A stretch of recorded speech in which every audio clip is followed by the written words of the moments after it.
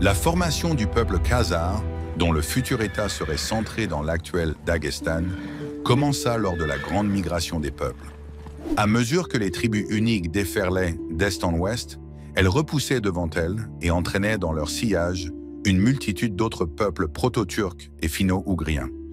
Parmi ceux-ci figuraient les Savirs, originaires de la Sibérie occidentale. En fait, il est tout à fait possible que le nom Sibérie lui-même dérive de ce peuple. Les Savirs, d'origine finno-ougrienne, ont migré à travers les steppes caspiennes jusqu'au Caucase du Nord. Plus tard, au VIe siècle, ils ont combattu l'Iran sassanide et se sont également installés en Transcaucasie. Enfin, dans la seconde moitié du VIe siècle, la vaste expansion du khaganat turcique conduisit des tribus turques à s'installer dans le Caucase du Nord. Ces groupes absorbèrent les vestiges des Savirs, qui avaient déjà commencé à se mêler aux peuples iraniens, et de cette fusion dominée par l'élément turcique naquit le peuple khazar. En 603, le vaste khaganat turcique se scinda en branches occidentales et orientales. L'autorité du khaganat occidental sur les Khazars ne resta que nominale. Notamment lors de la dernière guerre byzantino-sassanide, qui éclata à peu près à la même époque, les Khazars menèrent une politique étrangère indépendante et soutinrent Byzance. Lorsque le khaganat turcique occidental s'effondra au milieu du 7e siècle, après avoir été vaincu par l'empire Tang chinois, les Khazars acquirent leur pleine indépendance. Néanmoins, leur État était toujours dirigé par un membre du clan Ashina, auquel appartenaient également les Khagans turcs. À cette époque, alors que le nouveau khaganat commençait à se former, les principaux rivaux des Khazars étaient les Bulgares, une autre confédération de tribus turcophones. Leur État, connu sous le nom de Grande Bulgarie, s'était également affranchi de la domination du khaganat turcique occidental et avait connu une brève période de renouveau sous le règne du Khan Kubrat. Les Bulgares contrôlaient d'immenses territoires dans les régions nord et est de la mer Noire et auraient constitué une menace sérieuse pour les Khazars si leur État ne s'était pas désintégré après la mort de Kubra vers l'an 665. Ces 5 héritiers n'ont pas réussi à se partager le pouvoir entre eux et leur division a scellé le destin du Khanat. Les Khazars, alliés aux Alains, soumirent une partie de la population bulgare. Une autre partie fut repoussée vers le nord, où la Volga-Bulgarie apparut par la suite, tandis qu'un troisième groupe migra vers la région de la Bulgarie actuelle. Après avoir écrasé leurs voisins, le khaganat khazar s'imposa comme la puissance dominante entre la mer Noire et la mer Caspienne. Peu de temps avant leur victoire sur les Bulgares, les Khazars se retrouvèrent également impliqués dans une série de guerres dans le Caucase qui allait durer plus d'1 siècle et demi jusqu'à la fin du 8e siècle. Depuis l'époque des guerres byzantino-sassanides, les Khazars avaient périodiquement lancé des incursions en Transcaucasie pour venir en aide à leurs alliés byzantins et pour piller. En 627, ils s'emparèrent même de Tbilissi. Cette guerre affaiblit gravement l'Iran sassanide, qui au milieu du 7e siècle tomba face à l'avancée des Arabes. Le califat arabe, en pleine expansion rapide, ne tarda pas à soumettre l'Arménie, l'Ibérie et l'Albanie du Caucase et s'empara de Derban, le point le plus méridional de l'ancien domaine sassanide. À partir de là, les Arabes tentèrent périodiquement d'envahir le territoire khazar, mais les Khazars ripostaient toujours de la même manière. Au cours de ces guerres, les deux camps sont parvenus à mener des opérations offensives de grande envergure, mais aucun n'a réussi à conserver les territoires qu'il avait conquis. La campagne la plus réussie des Khazars eut lieu en l'an 730, lorsqu'ils surprirent leur ennemi en avançant vers le sud, non pas par l'itinéraire habituel de Derban, mais en passant par les gorges de Darial. Au cours de cette expédition, l'armée commandée par Barjil, le fils du Khagan, atteignit la ville d'Ardabil, dans le nord de l'Iran, où, grâce à sa supériorité numérique écrasante, elle anéantit une force arabe forte de 25 000 hommes. La taille réelle de l'armée khazare demeure inconnue. Les historiens arabes ont affirmé qu'elle comptait 300 000 hommes, une exagération probable destinée à justifier la défaite. La force khazare se divisa alors pour piller les territoires environnants, mais fut finalement arrêtée dans le nord de la Mésopotamie. 7 ans plus tard, les Arabes lancèrent leur plus vaste campagne à travers le Caucase. Avançant avec 2 armées par les portes caspiennes et la gorge de Darial, ils s'emparèrent de la capitale khazare, Semender, et poursuivirent les forces du Khagan jusqu'à la Volga, ou selon une autre version, jusqu'au Don. Mais à cette époque-là, le califat omeyyadé s'était déjà étendu de façon extraordinaire. Son expansion touchait à sa fin, et les Arabes n'avaient ni la force ni la volonté de contrôler les terres sans limite des Khazars. Satisfaits que le Khagan se soit reconnu comme leur vassal, les Arabes firent demi-tour. Les Khazars menèrent par la suite d'autres incursions en Transcaucasie, mais la frontière entre les deux États demeura constamment à l'endroit où elle avait été tracée à l'origine. Les relations entre le Khaganat et Byzance avaient été pour la plupart amicales depuis l'époque de la guerre irano-byzantine.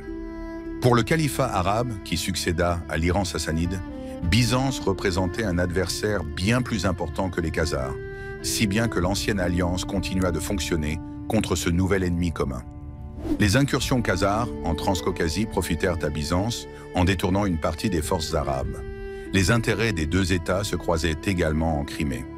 La majeure partie de la péninsule appartenait aux Khazars, bien qu'elle comprit encore des possessions byzantines centrées autour de Chersonèse. C'est autour de cette ville qu'un conflit éclata jadis, manquant de peu de dégénérer en guerre. Le déchu et mutilé de son nez, l'empereur Justinien II fut exilé à Chersonèse, mais il n'abandonna jamais l'espoir de reconquérir son trône. Lorsque les habitants de la ville se rassemblèrent pour livrer Justinien, qui complotait une rébellion, il trouva un allié en la personne du Khagan Ibuzir. Le Khagan lui permit de s'installer sur le territoire khazar et lui donna même sa sœur en mariage. Naturellement, cela suscita de l'inquiétude à Constantinople. L'empereur régnant persuada le Khagan de livrer Justinien, mais celui-ci parvint à s'enfuir en Bulgarie, qui se trouvait alors le long du Danube. Avec le soutien des Bulgares, il réussit finalement à reprendre le trône. Étrangement, il conserva de bonnes relations avec Ibuzir, sans doute en raison de leurs liens familiaux. Justinien et la sœur du Khagan, qui avait adopté le nom chrétien de Théodora, avaient déjà un fils, lequel fut nommé co-empereur. Mais Chersonèse avait toutes les raisons de redouter la vengeance de l'empereur. Les habitants de la ville s'étaient volontairement placés sous la protection du Khagan khazar. Justinien réagit promptement. La ville fut prise et les meneurs de la révolte furent exécutés. Ne souhaitant pas s'arrêter là, l'empereur entreprit de préparer la reconquête d'autres territoires ayant autrefois appartenu au royaume du Bosphore, et la situation se reproduisit. Après le départ de l'empereur, une nouvelle révolte éclata à Chersonèse. Les habitants des villes de Crimée se tournèrent vers Ibuzir pour obtenir sa protection, et lorsque Justinien envoya une nouvelle armée, celle-ci fut accueillie par une force khazare. À ce moment-là, voyant que le chef de la rébellion, Philippicus Bardans, bénéficiait du soutien d'un allié aussi puissant, et manifestement ne faisant pas confiance à l'empereur, réputé pour sa vengeance rapide et impitoyable, l'armée byzantine envoyée en Crimée changea de camp et se rallia aux rebelles. Bardans, désormais renforcé, mit le cap sur Constantinople, et Justinien II perdit bientôt non seulement son trône, mais aussi la tête. Naturellement, les relations khazaro-byzantines ne firent que se renforcer par la suite. En 732, un autre mariage dynastique fut arrangé, cette fois entre l'empereur Constantin V et la fille du Khagan Virkor. Il semblerait que des liens aussi étroits avec Byzance auraient dû conduire les Khazars à adopter le christianisme. Cela aurait été une étape logique pour le Khanat, lui permettant d'intégrer le cercle des monarchies chrétiennes européennes. Autrement, les Khazars auraient pu se convertir à l'islam, ce qui leur aurait également apporté certains avantages et les aurait rapprochés d'une autre région puissante du monde. Byzance comme le califat se sont à plusieurs reprises adressés aux souverains khazars avec des propositions d'adopter leur foi respective, mais il semble que les Khagans n'aient manifesté aucun désir de tomber sous l'influence de leurs puissants voisins. Pourtant, il fallait bien faire quelque chose au sujet de la religion. Les cultes païens étaient en train de disparaître. Les souverains khazars ne pouvaient pas ne pas comprendre que l'avenir appartenait aux religions monothéistes. Ainsi, une transformation unique et stupéfiante eut lieu. L'élite dirigeante khazare se convertit au judaïsme. De nombreux juifs fuyant les persécutions en Iran et dans l'Empire byzantin se sont installés dans le Khaganat. Ils n'étaient évidemment ni une majorité religieuse, ni une majorité ethnique, mais ils exerçaient une certaine influence au sein de la noblesse et jouaient un rôle important dans le commerce. Cependant, cela à lui seul n'explique pas l'adoption du judaïsme par les Khazars. Après tout, il y avait également de nombreux chrétiens et musulmans dans le Khaganat. Au contraire, la présence du judaïsme dans la vie quotidienne suggérait aux souverains khazars une troisième voie qui leur permettait d'éviter d'adhérer au christianisme ou à l'islam tout en s'affiliant néanmoins à l'une des grandes religions du monde. La conversion fut initiée au milieu du 8e siècle par le chef militaire Boulan, fondateur de la dynastie régnante des Boulanides. Il est important de préciser qu'à cette époque, le pouvoir au sein du Khaganat était déjà partagé entre le Khagan et le commandant suprême des armées, ou Bek. Nominalement, l'autorité suprême appartenait encore au Khagan, mais il était devenu davantage une figure idéologique, voire sacrée. Le véritable pouvoir appartenait aux Beks. Bulan prit le nom de Sabriel, et les Beks qui lui succédèrent portèrent également des noms juifs, tels que Joseph, Aaron et Hanouka.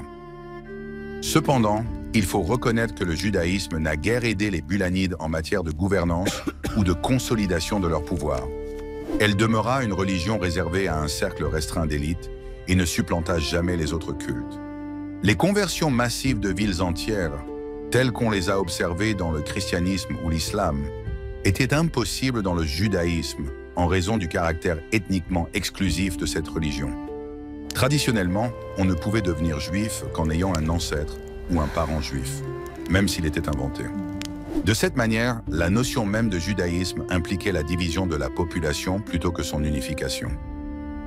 On pourrait soutenir qu'en cherchant leur propre voie en matière religieuse, les souverains Khazars ont manqué l'occasion de tirer parti du pouvoir unificateur du christianisme ou de l'islam à des fins de construction étatique. Un autre inconvénient fut le refroidissement progressif des relations avec Byzance. À l'avenir, lorsque le Khaganat khazar serait confronté à de nouveaux ennemis extérieurs, Byzance ne serait plus encline à lui apporter son soutien. Pendant ce temps, du milieu du 8e siècle à la fin du 9e siècle, le Khaganat khazar était à l'apogée de sa puissance. La présence d'un État vaste et puissant entre la Volga et la mer Noire mit un terme à la migration des nomades asiatiques vers l'Europe orientale. Les Khazars eux-mêmes étaient en train de passer à un mode de vie sédentaire, se consacrant à l'agriculture, construisant des villes à l'intérieur des terres et des forteresses le long des frontières. Après les guerres contre les Arabes, la capitale fut déplacée plus loin des frontières méridionales, vers la ville d'Itil, dans le delta de la Volga. Le fleuve lui-même servait de voie commerciale essentielle, reliant l'Europe du Nord à la mer Caspienne. Les Khazars contrôlèrent également le fleuve Don, ainsi qu'une grande partie de la côte de la mer Noire, tirant d'importants revenus des droits de douane et du commerce de transit. Au IXe siècle, les Arabes appelèrent même la mer Noire la mer des Khazars. La chute du Khaganat khazar commença de façon très similaire à son essor, par une nouvelle vague de migration de peuples orientaux. Les premiers furent dans les Hongrois, qui envahirent la région de la mer Noire dans la première moitié du IXe siècle. Ils furent ensuite repoussés plus à l'ouest par les Péchénègues, qui eux-mêmes étaient sous la pression des Oghuz venant de l'Est. Si les Khazars parvinrent, pendant un certain temps, à faire des Hongrois leurs vassaux, ils échouèrent à soumettre les Péchénègues. En conséquence, le territoire du Khaganat se réduisit considérablement. Dès le Xe siècle, la région nord de la mer Noire fut perdue. Parallèlement, la proximité croissante de la Russe représentait une menace de plus en plus grande pour le Khaganat khazar. Les peuples slaves vivant le long de ces frontières septentrionales, autrefois tributaires des Khazars, échappaient peu à peu à leur emprise à mesure que le Khaganat déclinait, passant alors sous l'influence du jeune État des Russes. Jusqu'au Xe siècle, les princes russes entretenaient des relations pacifiques avec les Khazars. De temps à autre, ils lançaient des raids contre les États musulmans situés le long de la côte caspienne et, dans de tels cas, ils devaient négocier avec les souverains khazars pour obtenir le passage de leurs navires sur la Volga jusqu'à la mer Caspienne. De toute évidence, les Khazars étaient mécontents de cet arrangement, et seule leur réticence à affronter directement les Russes les obligea à laisser passer ses forces à travers leur territoire. Après un tel raid, en l'an 913, les Khazars tendirent une embuscade aux Russes, au retour à l'embouchure de la Volga, tuant la plupart de leurs hommes et s'emparant de tout le butin. À court terme, ce coup porta sans aucun doute un coup dur au jeune État des Russes, mais à long terme, il valut aux Khazars un ennemi redoutable. Quoi qu'il en soit, Les intérêts des deux États étaient opposés dès le départ, si bien que l'embuscade servit davantage de prétexte que de véritable cause à l'hostilité qui s'ensuivit. Le coup décisif porté à l'État khazar survint dans les années 60 du Xe siècle, lorsque le prince Sviatoslav mena une campagne au cœur même du Khaganat, s'emparant à la fois d'Itil et de Semender. Les Oghuz profitèrent également de la situation, envahissant les terres khazars depuis l'Est. Fuyant leurs ennemis, les derniers survivants de l'armée khazare se tournèrent vers le Khwarezm pour demander de l'aide et, ce faisant, furent contraints, ainsi que leurs souverains, de se convertir à l'islam. Il est tout à fait possible que, sous la protection du Khwarezm, les Khazars aient réussi à reprendre le contrôle d'une petite partie de leur ancien territoire dans la région de la Volga après la campagne de Sviatoslav. Mais cela marqua la fin de l'ancien et puissant Khaganat khazar. Jusqu'au XIIe siècle, les Khazars étaient encore mentionnés dans les chroniques et les annales pour des raisons mineures, avant de disparaître définitivement dans les nouvelles vagues de peuples orientaux en migration.